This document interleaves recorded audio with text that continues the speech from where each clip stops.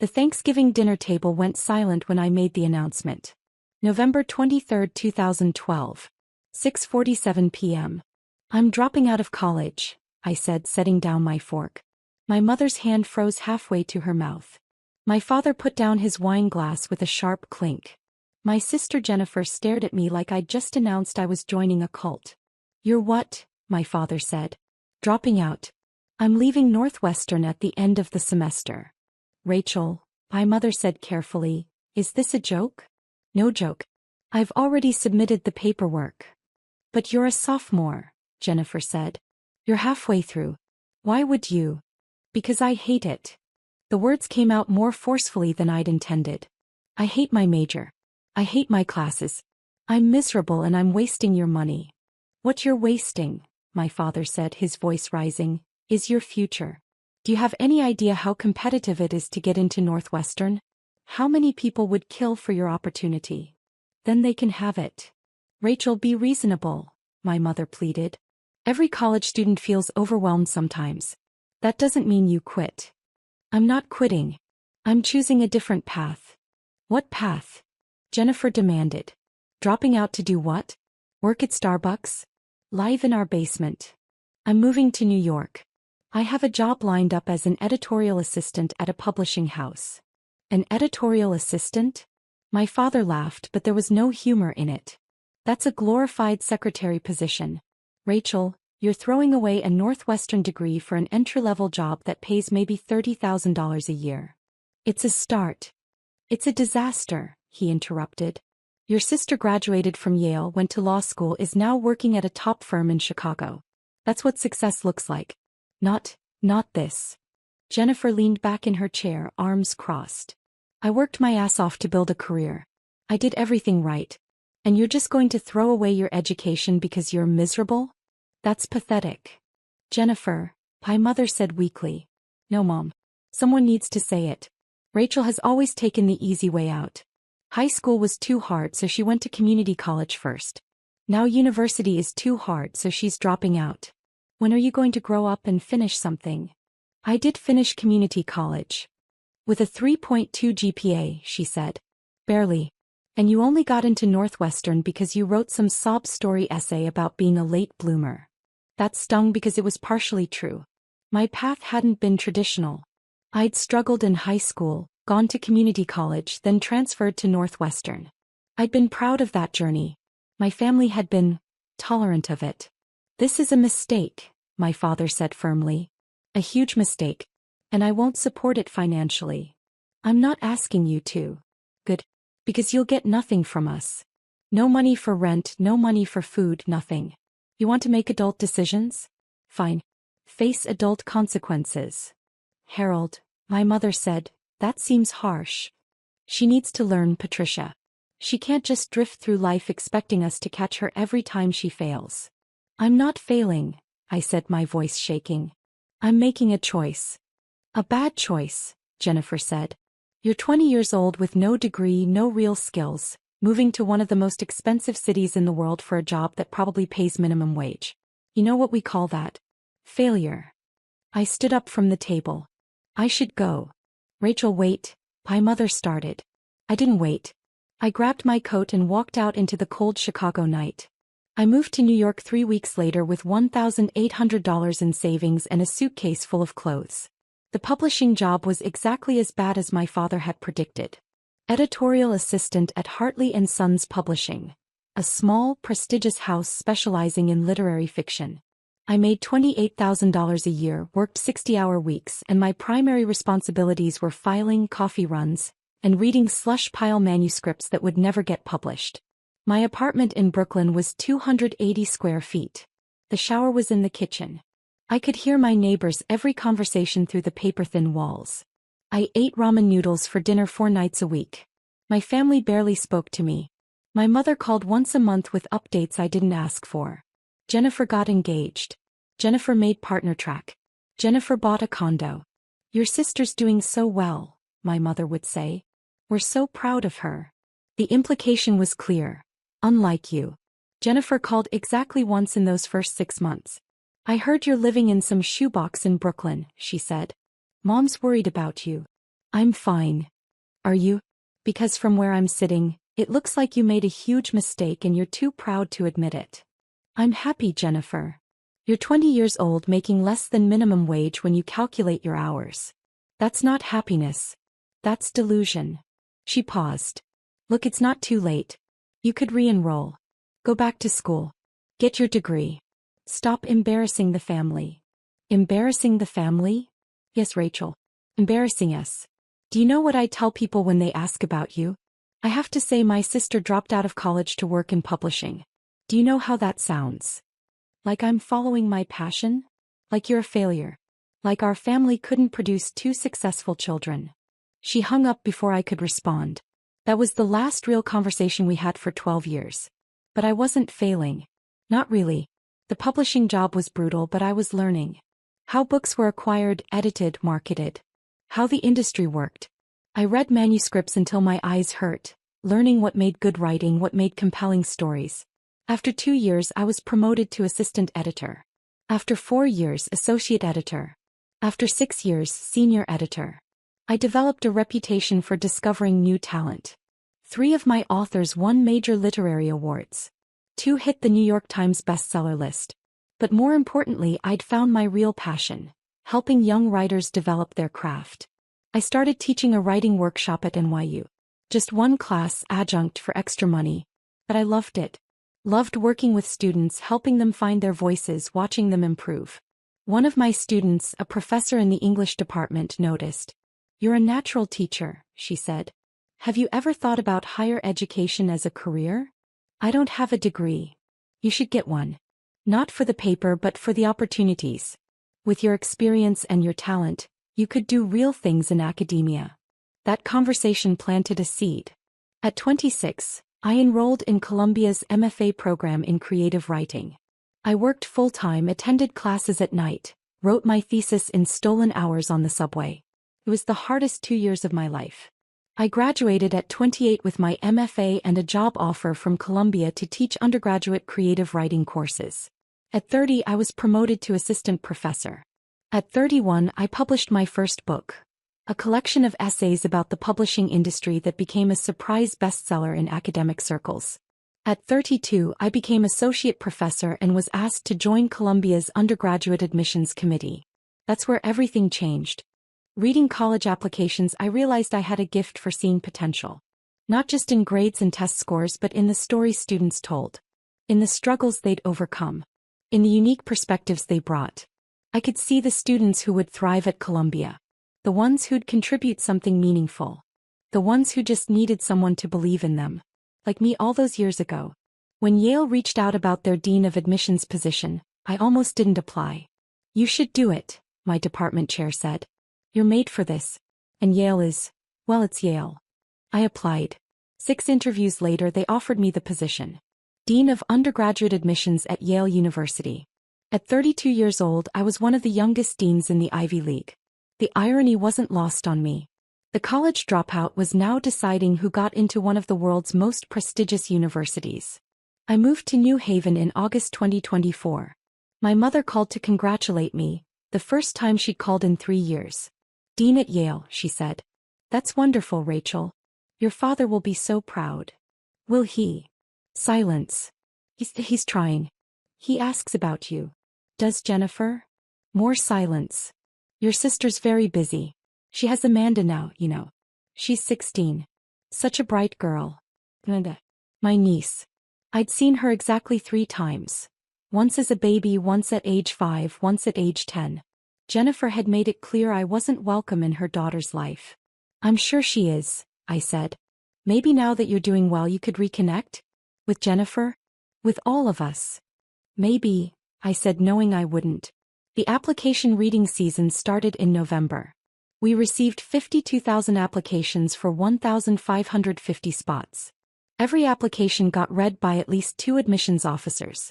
As dean, I personally reviewed thousands of them, including all the borderline cases and special circumstances. It was grueling work. Reading applications from brilliant students who'd overcome incredible odds. Students who'd started nonprofits, conducted research, won international competitions. Students who'd survived poverty, violence, loss. Most of them we'd have to reject. That was the hardest part. I was in my office on a Friday evening in January 2025, reviewing a stack of applications from the Chicago area. My eyes were tired. I was on my fourth coffee of the day. Then I saw the name. Amanda Chin. My sister's married name was Chin. Her husband David Chin, the corporate lawyer she'd married 11 years ago. My hands started shaking. I opened the application. Amanda Chin. Age 17. Northbrook High School, Northbrook, Illinois. GPA, 4.0 unweighted. SAT 1570.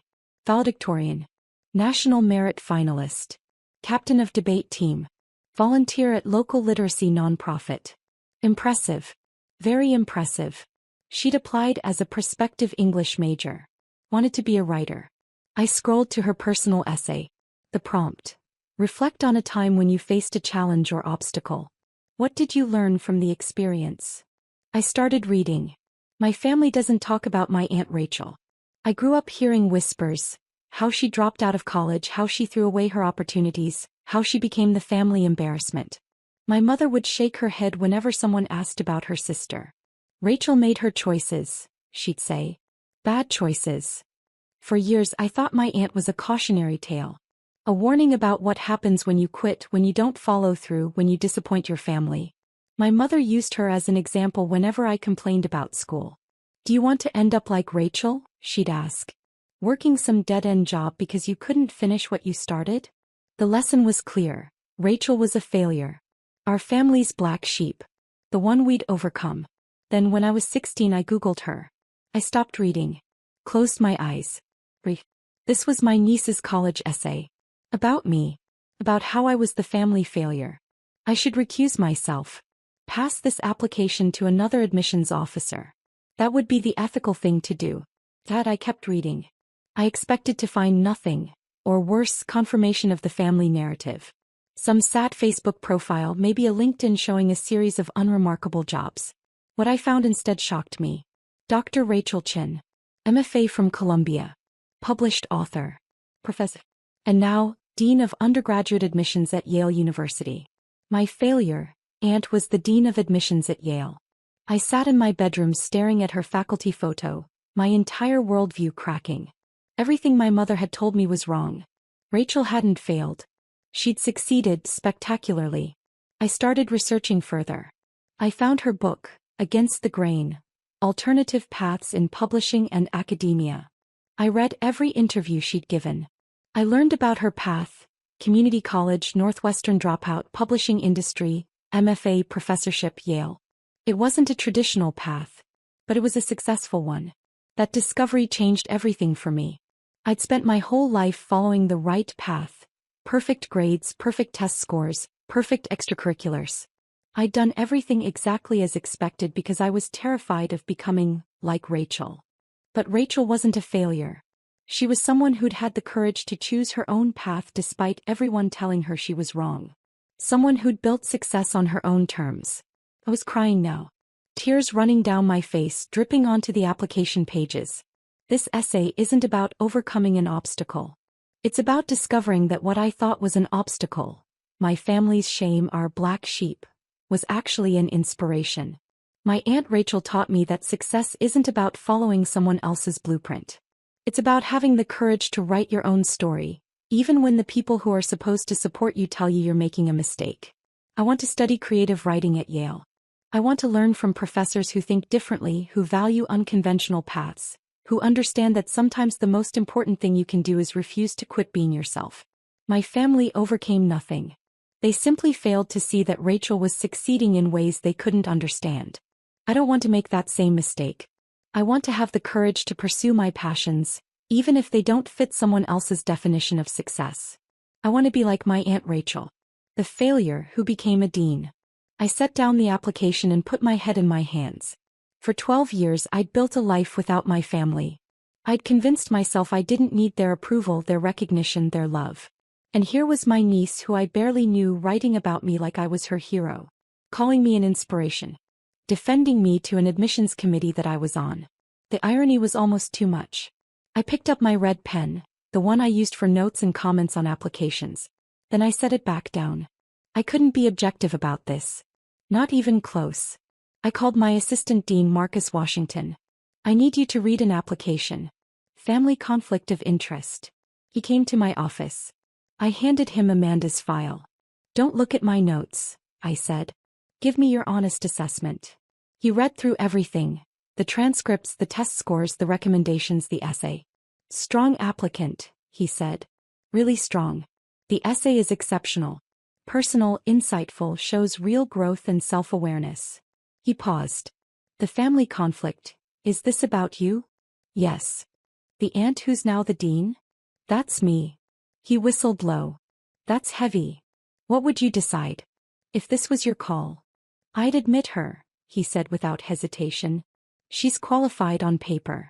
But more than that, this essay shows exactly the kind of student we want. Someone who questions assumptions, who values different paths to success, who can articulate complex family dynamics with empathy. He handed the file back to me. But you can't be the one to decide. You know that. I know. Do you want me to take it to committee? I thought about that. Thought about Amanda sitting in a classroom waiting to hear from Yale. Thought about Jennifer, probably bragging to everyone that her daughter applied to Yale, never mentioning that the dean of admissions was her estranged sister. Thought about my father who told me I was throwing my life away. Thought about myself at 20, crying in that tiny Brooklyn apartment, wondering if I'd made a terrible mistake. Yes, I said. Take it to committee. But Marcus. Yeah. Don't tell them about the family connection. Let them evaluate her on merit. Then we'll deal with the conflict afterward. 2 weeks later, the admissions committee met to discuss borderline cases. Amanda's application was flagged for discussion. Strong candidate, but we had limited spots. I recused myself from the room when they discussed her. Marcus found me in my office an hour later. She's in, he said. Unanimous vote. Everyone loved the essay. I let out a breath I didn't know I'd been holding. Good. What do you want to do about the family situation? That was the question. Yale sent acceptance letters on March 28th. Amanda would get hers with 1,549 other students. I could stay silent. Let her find out like everyone else. Never acknowledge the connection. Or I could reach out. I sat in my office that night, staring at Amanda's application. At her essay. At the words she'd written about me. I want to be like my Aunt Rachel. At 9:47 p.m. I did something I hadn't done in 12 years. Called my sister. She answered on the fourth ring. Hello. Jennifer. It's Rachel. Silence. Then, Rachel? Is something wrong? No. Nothing's wrong. I need to talk to you about Amanda. Amanda? What about her? Her voice went sharp with protective worry. Did something happen? She applied to Yale. She did. She applied to 9 schools actually. We're very proud. She stopped. Wait. You're at Yale now. I'd forgotten. I'm the dean of admissions. More silence. Oh my God, she breathed. Amanda's application, you saw it? I saw it. Rachel, I swear I didn't know. We didn't apply to Yale because of you. Amanda wanted to go there because of the English program. She didn't even know you worked there until after she'd applied. I never thought. Jennifer, I interrupted. Have you read her essay? What? Oh. She wouldn't let anyone read it. She said it was personal. You should read it. Why? What did she write about? Me. Silence. She wrote about me being the family failure, I continued. About how you used me as a cautionary tale. About how she Googled me and discovered I wasn't actually a failure. Rachel, I'm not calling to fight. I'm calling because Amanda got in. What? She was accepted to Yale. Unanimous vote from the admissions committee. She's an exceptional candidate. I could hear Jennifer crying on the other end of the line. She got into Yale, she whispered. Oh my God. Rachel, thank you. Don't thank me. I recused myself from the decision. She got in on merit. But there's something you need to know. What? Your daughter thinks I'm an inspiration. She wrote a beautiful essay about having the courage to follow her own path. About not being afraid to be different. I paused. Jennifer, for 12 years you've told her I was a failure. And despite that, or maybe because of it, she's learned one of the most important lessons anyone can learn. That success looks different for everyone. I was wrong. Jennifer said, her voice breaking. Rachel, I was so wrong. About everything. About you dropping out, about your choices, about... She stopped. I was jealous. What? I was jealous. You had the courage to walk away from something that wasn't working. To choose your own path. I've spent my entire life doing what everyone expected. Getting the grades, getting the degree, getting the job, getting married, having the baby. And I'm miserable. I'd never heard my sister talk like this. I'm a partner at a law firm I hate, she continued. I work 80 hours a week on cases I don't care about. My marriage is barely surviving. And my daughter barely knows me because I'm never home. She laughed bitterly. You were the smart one, Rachel. You figured out what you wanted and you went after it. I just did what I was told. And now my 17-year-old daughter sees you as the role model instead of me. Jennifer. No, it's true. And it should be true. You built something meaningful. You helped students find their paths. You changed your niece's life without even knowing her. Her voice dropped to a whisper. I'm sorry. For everything I said. For calling you a failure. For cutting you out of Amanda's life. You were never the family embarrassment. I was just too blind to see it. I was crying again. Do you think, Jennifer asked hesitantly, do you think maybe Amanda could meet you? Before she makes her college decision? I think it would mean a lot to her. I'd like that. And maybe we could talk? More than this call? Try to rebuild something. Maybe, I said. It'll take time. I know. But Rachel, I'm proud of you. I should have said that 12 years ago. I'm saying it now. I'm proud of you. We talked for another hour. About her marriage, her job, her life. About my work, my path, the choices I'd made. It wasn't forgiveness. Not yet. But it was a start. 3 weeks later, Amanda visited Yale on an admitted student's day. I'd arranged to meet her for coffee at a cafe near campus. I got there early, nervous in a way I hadn't been since my own college admissions interviews. She walked in at 2 p.m. exactly. Tall, with Jennifer's features but something else in her expression. Something thoughtful. Curious. She saw me and stopped. Aunt Rachel. Amanda. Hi. We sat down with our coffees, the initial awkwardness thick between us. So, she finally said. You read my essay. I did. I'm sorry if it was awkward. I didn't know you were the dean when I wrote it. I needed to write about something that mattered. Don't apologize. It was a beautiful essay. Honest and insightful. She looked down at her coffee. My mom told me what she used to say about you. About you being a failure. She did. Yeah. She cried while she told me. That she was wrong. That she'd been jealous. Amanda looked up at me. Is it true? That you dropped out of Northwestern? It's true. And worked in publishing for almost no money? Also true. And got your MFA while working full-time? True. And now you're a dean at Yale. I smiled. Unfortunately true. She laughed. That's the coolest story I've ever heard. It's not that cool. It was mostly just hard work and stubbornness. No, she said seriously. It's cool because you chose it. You didn't let anyone tell you what success should look like. You figured it out yourself. We talked for 2 hours. About writing, about college, about her fears and ambitions. She wanted to be a writer but was terrified of not being practical. My mom wants me to major in economics, she said. Have a backup plan. What do you want to major in? English. Creative writing. But everyone says that's impractical. I leaned forward. Amanda, do you know why I became dean of admissions? Why? Because I spent my whole life being told I was doing things the wrong way. Dropping out was wrong. Publishing was wrong. Getting my MFA was wrong. And every time someone told me I was wrong, I proved them wrong. I paused. Now I get to help students who might not fit the traditional mold. Students who need someone to see their potential, not just their credentials. Students like you. Students like you, she corrected softly. I smiled. Yeah. Students like me. She chose Yale. Enrolled as an English major with a concentration in creative writing. I didn't teach undergraduates anymore, but I made arrangements to meet with her once a month. Mentorship sessions officially. But really we were getting to know each other. My relationship with Jennifer improved slowly. Phone calls every few weeks. Then every week. She started divorce proceedings that summer. I'd rather be a single mom than stay in a loveless marriage, she told me. She cut back her hours at the firm. Started actually parenting Amanda instead of just providing for her. I'm trying to be better, she said during one call. For Amanda. For me. My parents reached out too. Awkward emails at first, then phone calls. We were wrong, my father said stiffly during our first real conversation in 12 years. About dropping out. About your choices. We should have supported you. Thank you, I said, because what else could I say? Your mother and I would like to visit. See Yale.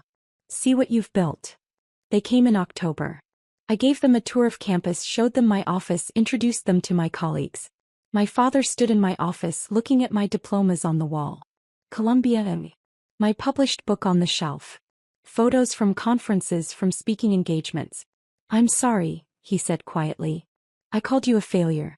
I said you'd amount to nothing. I was wrong. You were scared, I said. You wanted me to have security. I understand that now. But you found security anyway. Just differently than we expected. That night we had dinner. Me, my parents, Jennifer, Amanda. The first time we'd all been together in 12 years. It was awkward. There were silences, moments of tension. But there was also laughter. Stories. Amanda telling embarrassing college freshman stories that made everyone smile. At one point Amanda leaned over to me. Thank you, she whispered. For what? For being you. For showing me it's okay to be different. I squeezed her hand. Later, walking back to my apartment, my phone rang. Unknown number. Dr. Chin? This is Sarah Martinez. I'm a high school senior in Arizona. My counselor gave me your email, but I wanted to call. Hey, what can I help you with? I read your book. Against the Grain. My counselor gave it to me because I'm thinking about dropping out of my dual enrollment program. Everyone says I'm making a mistake. I smiled, remembering another phone call, another student 12 years ago. Tell me about it, I said. We talked for 45 minutes. About her situation, her goals, her fears. So what do I do? She finally asked. I can't tell you what to do, I said. But I can tell you this. The traditional path works for a lot of people. But it's not the only path. If you have a clear vision and you're willing to work hard, there are other ways to succeed. Did you regret it? Dropping out. I thought about that. About the tiny Brooklyn apartment. The ramen noodles.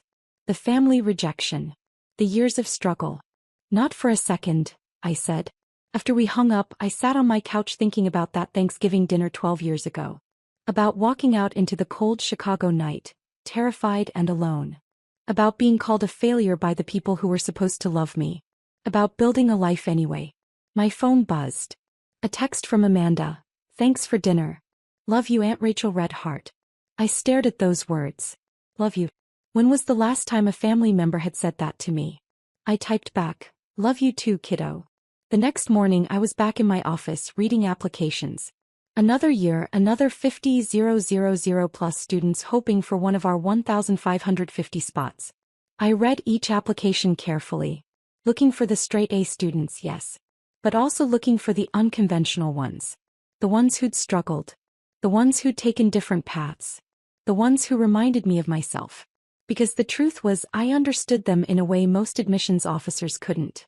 I knew what it felt like to be told you were doing everything wrong. I knew what it took to prove everyone wrong. And I knew that sometimes the students who looked like failures on paper were actually the ones who'd changed the world. I picked up one application. A student who'd started at community college, transferred twice, had a 3.4 GPA but exceptional letters of recommendation and a powerful essay about overcoming homelessness. Most admissions committees would reject this student immediately. The GPA was too low. The path was too unconventional. But I saw something else. I saw resilience. Determination. Someone who'd succeeded despite impossible odds. I picked up my red pen and wrote at the top of the application, strong admit. Committee review recommended. That student would probably get in. Not because of their grades, but because I knew something most people didn't. Success isn't about following the right path. It's about having the courage to walk your own path, even when everyone tells you you're wrong. Even when your own family calls you a failure. Especially then. I thought about Amanda's essay. About the line that had made me cry. My family overcame nothing. They simply failed to see that Rachel was succeeding in ways they couldn't understand. For 12 years I'd thought my family's rejection had broken something in me. But maybe it had actually freed me. Freed me to build the life I wanted, not the life they expected. Freed me to define success on my own terms. Freed me to become the person who could help other students do the same. The college dropout who became a dean. The family failure who changed lives. I smiled and reached for the next application.